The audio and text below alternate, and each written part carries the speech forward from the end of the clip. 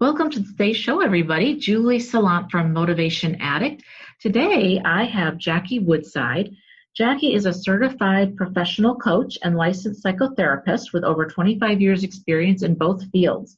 Jackie has authored 3 best-selling books, Money Vibe, Your Financial Freedom Formula, Whether You Have Money or Not, Calming the Chaos, Managing Your Energy Rather Than Your Time, and Time for a Change. Jackie leads spiritual retreats. She offers professional development training and keynote speeches around the United States and Canada. I know that you're going to get so much out of this interview. It's all about your consciousness. Again, it's Julie Salant. I hope you love the show, and please don't forget to like, subscribe, and comment. Enjoy.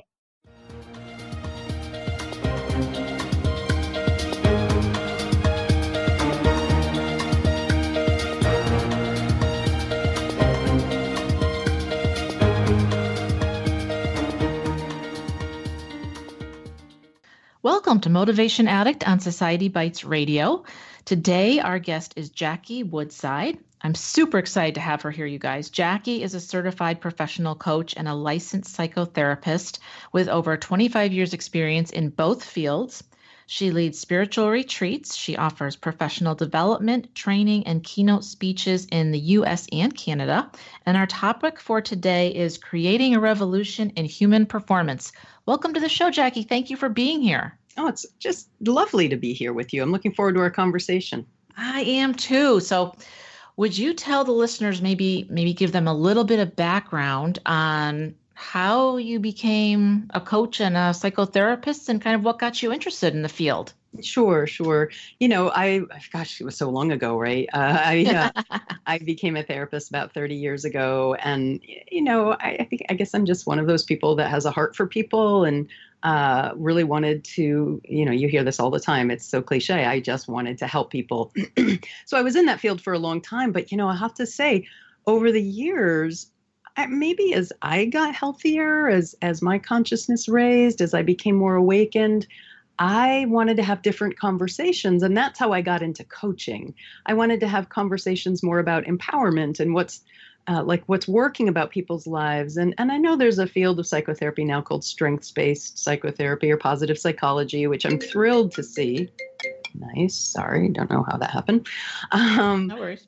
So I'm just thrilled to see this emergence of positive psychology in the field of psychotherapy. But by the time all of that came on board, I had really moved on.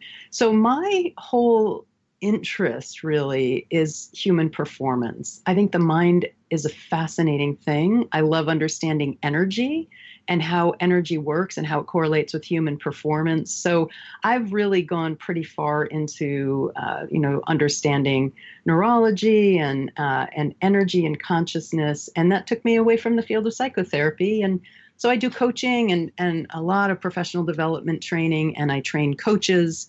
And I'm really interested in pushing the edge of human potential. So you are talking my language. You are talking my language, girl, because that's what I love to do. And I love to learn, number one, because I'm a lifelong learner, right? Yeah. And I love talking about performance. Now, when you say human performance, do you mean peak performance or do you mean something else? That's a really good question. You know, I know there's a whole movement now in kind of understanding flow states and enhancing flow states. Mm-hmm. So no, I guess I don't necessarily mean peak performance, because that to me, and in my understanding of it, is kind of like, how do we get there? Mm-hmm. So I'm not about like, how do we get to some peak performance? I am all about how do we operate at our highest and best capacity and potential every minute of every day. You know, I call it living a transcendent life. So that's really how do we do that? Yeah. So how do we do that? Right. So I've devoted and committed my career to creating a curriculum where people can understand how to do that. I mean, quite honestly, I have written a curriculum that I really believe it's not quick and easy, which our culture, I think, is starting to get away from the 5 simple steps and the 3 secrets of, like, understanding that true elevation of human performance requires some depth. Mm-hmm. So I've written a whole curriculum about how to live a transcendent life. And, so it's hard to say, like, so how do you do that and just, dive in. So ask me a couple like more specifics. And I do want to get into it. I just need a little more entree of like, so where do we begin? Right. And I understand everybody. So that was just kind of I just said that off the cuff because I know it's a process. It is a question. Yeah, no, you're right, Julie. It is what everyone says. It's the automatic, like, wow, wait, you understand how to live at like highest levels of performance all the time? Like, how do you do that? That's of course. Yeah. So, I mean, I guess let me just say back off of the statement a little bit. So it all has to do with understanding that everything is energy, the radio waves that are carrying our voices, the computers that we're speaking into or the phone lines, the chair we're sitting on, and your thoughts and emotions and attitudes and beliefs. Like all of it is energy, whether you can see it or not. Absolutely. And so that's kind of the foundation. If you've got to come to a place like, okay, everything is energy. I am energy. My thoughts, beliefs, emotions, and attitudes are energy. Okay. So what's the key to life? Bing, bing, bing. Understanding energy, how to manage energy. So one of the keys to that is, again, a phrase that I use in my teaching is how to use your mind to train your brain to enhance your life. Whoa. That sounds interesting. Yeah. Like what does that even mean? How to use your mind to train your brain. See, we have historically mistaken the mind and the brain as being the same thing. And neuroscience is showing us today that they are not. They are not? They are not. What do you mean? I don't understand. I'm confused now. Wait, we have two? Wait.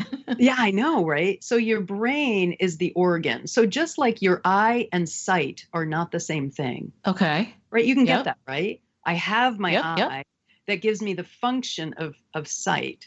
So your brain is the organ that processes the capacity of mind. Okay. The mind supersedes and exists above, and I don't mean physically above, but supersedes the existence or supersedes the function of the brain. So you can literally, quote, use your mind, meaning your higher self-observant capacity to talk to your brain and help it function better. Wow. So I'm going to give you an example that's going to make this super, super concrete. Okay. Have you ever in your life wanted to lose 5 or 10 pounds? Absolutely. Okay, right. So we can both relate, right? So you want to lose that 5 or 10 pounds and you are out to dinner and the dessert tray goes by. Yes. Right? So what happens? The dessert tray goes by. What happens? Like, what's your immediate reaction? I want that. I want that, right? So that automaticity, that automatic response is what the brain does. It sees something and it has a Pavlovian response. It's like, I want that. Yeah. Okay. And then if you're really committed to this loss of 5 or 10 pounds, what's the next thing that happens? No, you can't have that because it's not going to help you. You can't have that. That's what I call using your mind to train your brain. Oh. We do it all the time, but we do it unconsciously. So when you harness that capacity and use it consciously, that's what I talk about, expanding the edge of human potential. Oh, now I understand. Okay. So now that makes sense to me. Okay. Right. So your mind actually is your ability to talk back to the impulsive nature of your brain and a little bit your personality, the habits, the addictions and I don't use that to mean in any way pejorative. We all have addictions, whether we want to, it's just part of the human condition. We're all addicted to our ego, if nothing else. We're addicted to being right, to getting our way. Yes, absolutely. Something. So when you recognize your habits, your addictions, and your human behavior that's stemming very much just from kind of an evolutionary brain, and then you recognize, oh wait, I have a higher function of mind that can train my brain by talking back to it, which you can't do unless you have a high level of self-awareness. So all of my work begins. So if number one maybe is understanding that everything is energy, number two is developing a high degree of self-awareness so that you can interrupt the impulse and the action. the impulse of, oh, I want that, and the action of reaching out and grabbing something off the waitress's tray. Yes, because so much of what we do is unconscious today, and it's all about bringing that to your conscious level, because then when it's conscious, you can look at it and make a change, or have that thought pattern that, no, I want to do something different. Absolutely. Right? Absolutely. And the more you learn to talk to your brain, to give your brain different messages, the easier it becomes. Mm-hmm. Mm-hmm. So this is what's different about you. Now, let me back up a little bit, because you train coaches only, or do you also train regular clients that are not coaches? Yeah. So I have a training program where I train coaches to teach what I teach, to teach my methodology. Okay. So I have that. I have coaching clients that I walk them through, different curriculums that I've written. And I do professional development training where I go into companies and organizations and universities and teach leaders this methodology of expanding the edge of human potential by using their mind to train their brain, elevating their consciousness. This is really what's different about your coaching for either coaches or clients than what a lot of other coaches teach, I would think, because this is on a different level, and this is more about how we can program and change our lives to have what we really want and to be as happy as we want by noticing unconscious patterns, right? Yeah, that's one of the elements. Absolutely. The other is that I've been teaching consciousness for 25 years. Whereas a lot of coaches and trainers are just starting to get on the consciousness bandwagon. Mm-hmm. Consciousness is what creates your experience of life.